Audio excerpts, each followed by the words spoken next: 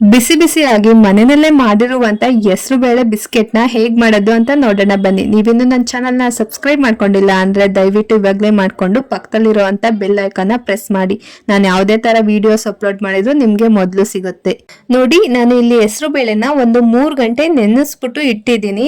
ಆ ಹೆಸರು ಬೇಳೆನ ಇವಾಗ ನುಣ್ಣಗೆ ನಾವು ಪೇಸ್ಟ್ ಮಾಡ್ಕೋಬೇಕಾಗತ್ತೆ. ನುಣ್ಣಗೆ ಗಂಧದ ತರ ಬರ್ಬೇಕು, ಆ ರೀತಿ ನಾವು ರುಬ್ಕೋಬೇಕಾಗತ್ತೆ. ಸ್ವಲ್ಪ ನೀರನ್ನು ಸಹ ಸೇರಿಸ್ಕೊಂಡು ರುಬ್ಕೋಬೇಕು.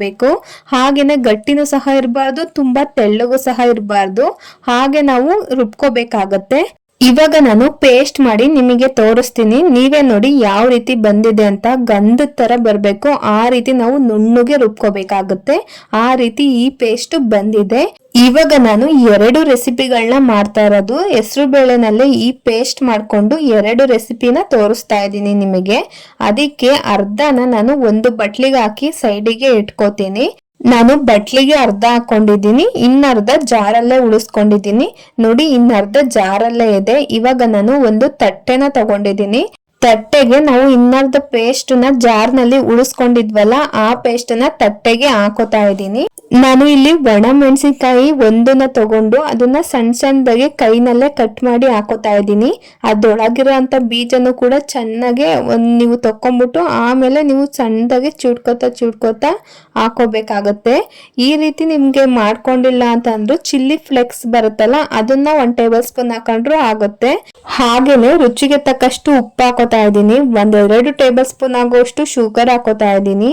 ಇದು ಖಾರ, ಉಪ್ಪು, ಸ್ವೀಟ್ 3 ಮಿಕ್ಸ್ ಆಗಿ ಬರುತ್ತೆ, ತುಂಬಾ ರುಚಿಯಾಗಿರುತ್ತೆ. ಹಾಗೇನೆ ಅರ್ಧ ಟೇಬಲ್ ಸ್ಪೂನ್ ಅಷ್ಟು ಓಂ ಕಾಳನ್ನ ಕೈಯಲ್ಲೇ ಉಜ್ಜಿಬಿಟ್ಟು ಹಾಕೋತಾ ಇದ್ದೀನಿ. ನೀವು ಈ ಓಂ ಕಾಳನ್ನ ಉಜ್ಜಿಬಿಟ್ಟೆ ಹಾಕೋಬೇಕು, ಇಲ್ಲ ಅಂದ್ರೆ ನೀವು ತಿನ್ಬೇಕಾದ್ರೆ ಅದು ಖಾರವಾಗಿ ಸಿಗುತ್ತೆ. ಈ ರೀತಿ ಉಜ್ಜೋದ್ರಿಂದ ಎಲ್ಲದಕ್ಕೂ ಅದು ಮಿಕ್ಸ್ ಆಗುತ್ತೆ. ಅದಕ್ಕೋಸ್ಕರ ಉಜ್ಜಿಬಿಟ್ಟು ಹಾಕೊಳ್ಳಿ. ಸ್ವಲ್ಪ ಖಾರಕ್ಕೋಸ್ಕರ ಅರ್ಧ ಟೇಬಲ್ ಸ್ಪೂನ್ ಆಗುವಷ್ಟು ಖಾರದ ಪುಡಿ ಹಾಕೋತಾ ಇದ್ದೀನಿ. ಇದಕ್ಕೆ ಖಾರ ಹಾಕಿಲ್ಲ ಅಂದ್ರೂ ಚೆನ್ನಾಗೇ ಬರುತ್ತೆ. ನಿಮಗೆ ಸ್ವಲ್ಪ ಜಾಸ್ತಿ ಖಾರ ಬೇಕು ಅಂದ್ರೆ ಸ್ವಲ್ಪ ಖಾರದ ಪುಡಿ ಆಡ್ ಮಾಡ್ಕೊಳ್ಳಿ.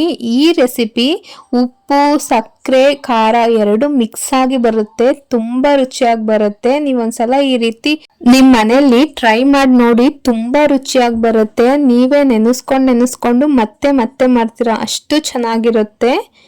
ನೋಡಿ, ಈ ರೀತಿ ನಾವು ಮಿಕ್ಸ್ ಮಾಡ್ಕೊಂಡ್ರೆ ಚೆನ್ನಾಗಿ ಉಪ್ಪು, ಖಾರ, ಸಕ್ಕರೆ ಎಲ್ಲ ಕೋಟಿಂಗ್ ಆಗುತ್ತೆ. ಚೆನ್ನಾಗಿ ನೆಂದ್ಕೊಂಡು ಚೆನ್ನಾಗಿ ಹತ್ಕೊಳ್ಳುತ್ತೆ. ಅದಕ್ಕೋಸ್ಕರ ಮೊದಲೇ ಈ ರೀತಿ ಮಿಕ್ಸ್ ಮಾಡ್ಕೋಬೇಕಾಗುತ್ತೆ.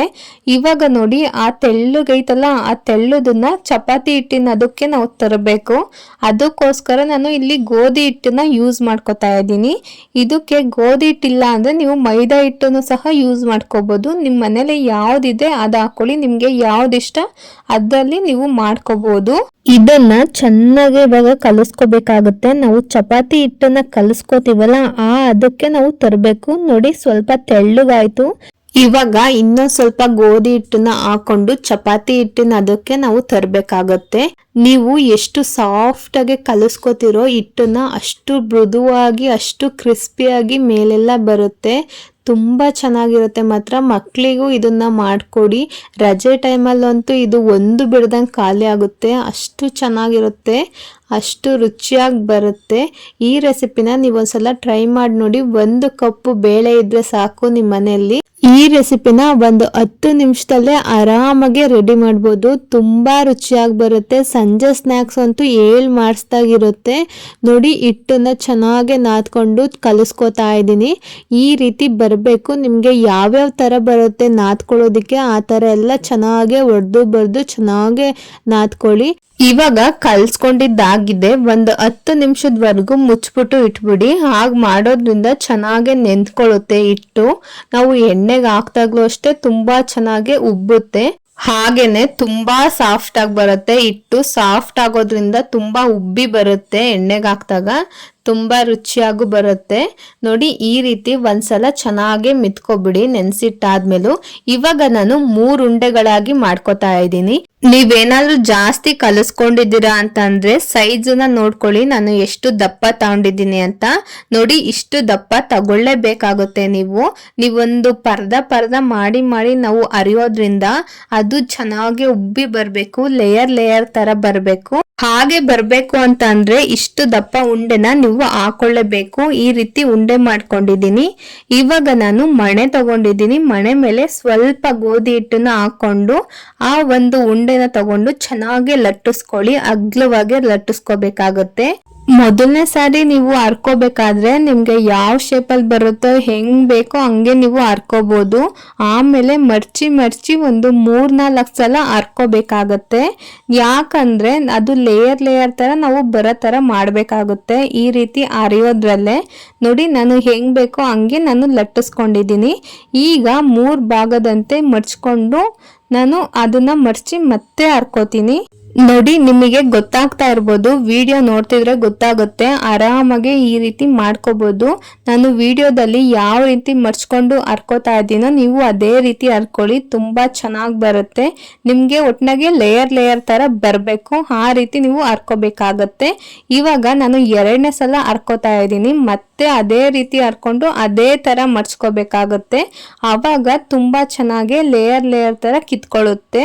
ಇವಾಗ ಮತ್ತೆ ಮಡಚ್ಕೊಂಡು 3ನೇ ಸಲ ನಾನು ಹರ್ಕೋತಾ ಇದ್ದೀನಿ. ಒಂದು 3 ಸಲ ಈ ರೀತಿ ಹರಿದ್ರೆ ಸಾಕು, ಅದೇ ಲೇಯರ್ ತರ ಚೆನ್ನಾಗಿ ಬರುತ್ತೆ. ಇವಾಗ ಸ್ವಲ್ಪ ಹಿಟ್ಟು ಹಾಕೊಂಬಿಟ್ಟು ಅದೇ ತರ ಚೆನ್ನಾಗಿ ಹರ್ಕೋತಾ ಇದ್ದೀನಿ. ನಿಮ್ಗೆ ಯಾವ ಶೇಪಲ್ಲಿ ಬೇಕೋ ಆ ಶೇಪಲ್ಲಿ ಮಾಡ್ಕೋಬಹುದು. ನಾನು ಉದ್ದುದ್ದವಾಗಿ ಮಾಡ್ಕೋತಾ ಇದ್ದೀನಿ. ಹಾಗೇನೆ ನೀವು ಸ್ವಲ್ಪ ರೌಂಡ್ಕ್ಕೂ ಸಹ ಮಾಡ್ಕೋಬಹುದು. ರೌಂಡ್ ಬೇಕು ಅಂತಂದ್ರೆ ಯಾವ್ದಾರ ಒಂದು ಸಣ್ಣ ಮುಚ್ಚುಳ ಇದ್ರೆ ಸಾಕು, ಅದರಲ್ಲಿ ಪೂರಿ ತರ ಹರ್ಕೋತೀವಲ್ಲ ರೌಂಡ್ ಆಗಿ ಮಾಡ್ಕೋಬಹುದು. ಇವಾಗ ನಾನು ಮಡ್ಚ್ಕೋತಾ ಇದ್ದೀನಿ. ಮಡ್ಚ್ಕೊಂಡು ಇವಾಗ ಯಾವ ತರ ಕಟ್ ಮಾಡ್ತೀನಿ ಅಂತ ನೋಡ್ಕೊಳ್ಳಿ. ನಾನು ಉದ್ದುದ್ದನೆಗೆ ಕಟ್ ಮಾಡ್ಕೋತಾ ಇದ್ದೀನಿ. ಈ ರೀತಿ ಮಡ್ಚ್ಕೊಬಿಟ್ಟು ಈ ಸೈಜಲ್ಲಿ ಇರುತ್ತೆ ನೋಡಿ, ಇಷ್ಟು ದಪ್ಪ ಹರ್ಕೊಂಡು ಈ ತರ ಉದ್ದುದ್ದವಾಗಿ ಕಟ್ ಮಾಡ್ಕೋತಾ ಇದ್ದೀನಿ. ನೀವು ಇದಕ್ಕೂ ಸಣ್ಣ ಬೇಕಾದ್ರೂ ಕಟ್ ಮಾಡ್ಕೋಬಹುದು. ಈ ರೀತಿ ಕಟ್ ಮಾಡ್ಕೊಳ್ಳೋದ್ರಿಂದ ಚೆನ್ನಾಗಿ ಉಬ್ಬಿ ಬರುತ್ತೆ. ಜಾಸ್ತಿ ಇಟ್ಟಿರೋದ್ರಿಂದ ಚೆನ್ನಾಗಿ ಬರುತ್ತೆ. ನೀವು ಸಣ್ಣಕ್ಕೆ ಮಾಡ್ಕೊಂಡ್ರೆ ಅದು ಕುರ್ಕುರೆ ತರ ಬರುತ್ತೆ. ಅದು ಕೂಡ ತುಂಬಾ ಚೆನ್ನಾಗಿರುತ್ತೆ. ನಾನು ಈ ರೀತಿ ಅಗ್ಲವಾಗಿ ಹಾಕೊಂಡಿದ್ದೀನಿ. ಇವಾಗ ನಾನು ಗ್ಯಾಸ್ ಮೇಲೆ ಬಾಣ್ಲಿ ಇಟ್ಕೊಂಡಿದ್ದೀನಿ. ಬಾಣ್ಲಿಗೆ ಅಡಿಗೆ ಎಣ್ಣೆ ಹಾಕೊಂಡಿದ್ದೀನಿ. ಒಂದು 200 ml ಆಗೋಷ್ಟು ಹಾಕೊಂಡಿದ್ದೀನಿ. ಎಣ್ಣೆ ಕಾದಿದ್ದಾದ್ಮೇಲೆ ಒಂದೊಂದೇ ಈ ರೀತಿ ಹಾಕ್ತಾ ಬನ್ನಿ. ಅದು ಬೇಗನೆ ಬೆಂದ್ಕೊಳ್ಳುತ್ತೆ. ನೀವು ಹುಷಾರಾಗೆ ನೋಡ್ಕೋಬೇಕಾಗುತ್ತೆ. ಗ್ಯಾಸ್ನ ಹೈ ಫ್ಲೇಮಲ್ಲಿ ಇಟ್ಕೋಬೇಡಿ, ಮೀಡಿಯಂ ಫ್ಲೇಮ್ನಲ್ಲಿ ಇಟ್ಕೊಂಡು ಚೆನ್ನಾಗಿ ಉಬ್ಬಿ ಬರೋ ರೀತಿ ನೀವು ತೇಲಿಸ್ಕೋಬೇಕಾಗತ್ತೆ. ನೋಡಿ ಇವಾಗ ಮಗ್ಚಾಕೋತಾ ಇದ್ದೀನಿ. ಎಷ್ಟು ಬೇಗ ಬೆಂದಿದೆ ಅಂತ. ಒಂದು 30 ಸೆಕೆಂಡ್ಸ್ಗೆ ಈಗಾಗಿರುತ್ತೆ. ನೀವು ನೋಡ್ಕೊಂಡು ತೇಲಿಸ್ಕೋಬೇಕಾಗುತ್ತೆ, ಇಲ್ಲಾಂದ್ರೆ ಸೀದೋಗ್ಬಿಡುತ್ತೆ. ಚೆನ್ನಾಗಿ ಬರುತ್ತೆ, ಬಿಸ್ಕೆಟ್ ಬಂದಂಗೆ ಬರುತ್ತೆ. ತುಂಬಾ ರುಚಿಯಾಗಿರುತ್ತೆ. ಈ ರೆಸಿಪಿಗೆ ಉಪ್ಪು, ಖಾರ, ಸಕ್ಕರೆ ಎಲ್ಲದೂ ಸಹ ಹಾಕಿರೋದ್ರಿಂದ ಮಿಕ್ಸಿಂಗ್ ರುಚಿ ಬರುತ್ತೆ. ತುಂಬಾ ರುಚಿಯಾಗಿರುತ್ತೆ. ನೀವು ಮನೇಲಿ ಒಂದ್ಸಲ ಟ್ರೈ ಮಾಡಿ ನೋಡಿ. ನೋಡಿ ಇಷ್ಟು ಬ್ರೌನ್ ಕಲರ್ ಬಂದ್ರೆ ಸಾಕು. ಇವಾಗ ನಾನು ಎತ್ಕೋತಾ ಇದ್ದೀನಿ ಬಾಂಡೆಯಿಂದ. ಇನ್ನು ನೀವೇನಾದ್ರೂ ತೇಲಿಸ್ತೀರಾ ಅಂತ ಹೋದ್ರೆ ಸೀದೋಗ್ಬಿಡುತ್ತೆ. ಇಷ್ಟ ಆದ್ರೆ ಸಾಕು. ನೋಡಿ ಎಷ್ಟು ಚೆನ್ನಾಗಿರುವಂತ ರೆಸಿಪಿ ರೆಡಿನೇ ಆಗೋಯ್ತು. ಈ ವಿಡಿಯೋ ಇಷ್ಟ ಆದ್ರೆ ಲೈಕ್ ಮಾಡಿ, ಶೇರ್ ಮಾಡಿ, ನನ್ನ ಚಾನಲ್ನ ಸಬ್ಸ್ಕ್ರೈಬ್ ಮಾಡ್ಕೊಳ್ಳೋದಂತೂ ಮರಿಬೇಡಿ. ಇದೇ ತರ ಈಸಿ ರೆಸಿಪೀಸ್ಗೆ ನನ್ನ ಚಾನಲ್ನ ಫಾಲೋ ಮಾಡಿ. Thank you.